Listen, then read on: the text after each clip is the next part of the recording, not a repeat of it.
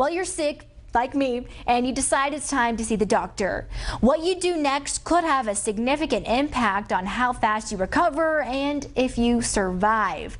Our medical expert, Dr. Bose, explains why this is a critical decision and how to have the best outcome for you and your family. This is something we talk about a lot because you are an emergency doctor.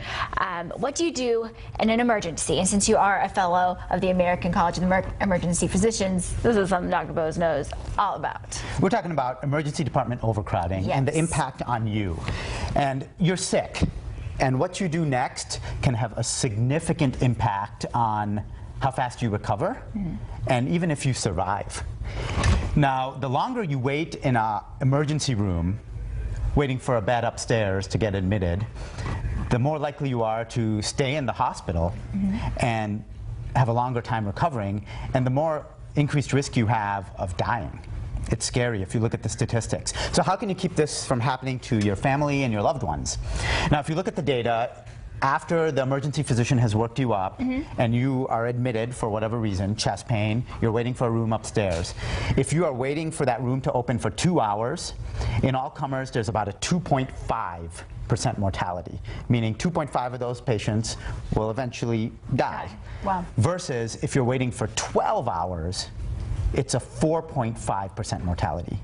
So there's a 2% increase in mortality or death. You're more likely to die if you are waiting for that room to open up upstairs. So what can you do? Another scary statistic is if you're waiting for 2 hours versus 24 hours, the people who wait 24 hours stay 3 days longer in the hospital. Wow. So you're going to stay longer in the hospital too. So I'm going to walk you through the ABCs of what you can do out there if you find yourself or your loved one in this situation. Okay. So what's A? A is always have a primary doctor. And find that primary doctor when you're healthy. Okay. Get familiar with the physician assistants, the nurse practitioners who work with your primary doctor. So when you're in that situation, you have that relationship. Right, and that should be the first thing that you do. Correct. Contact your primary care physician. Okay, what's B? B is be aware of urgent care facilities in your neighborhood.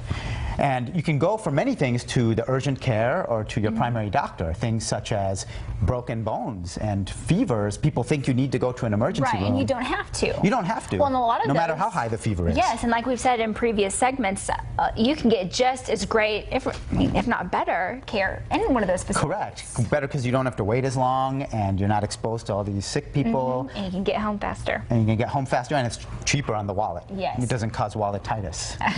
Yes.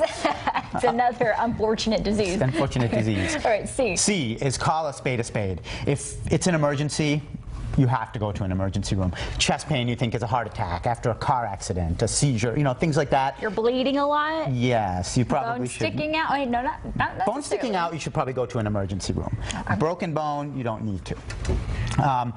And, you know, you're going to get to a situation, as we described, which will be overcrowded. Yes. And there are many options there. There are many freestanding emergency departments that may be in your neighborhood, whether it's Neighbors, Excel, ER in this area. You can go to your local emergency room, but when you need to be there, you need to be there. Absolutely. So I think that's a question you have to ask yourself when you're sick, and that decision you make can make an impact.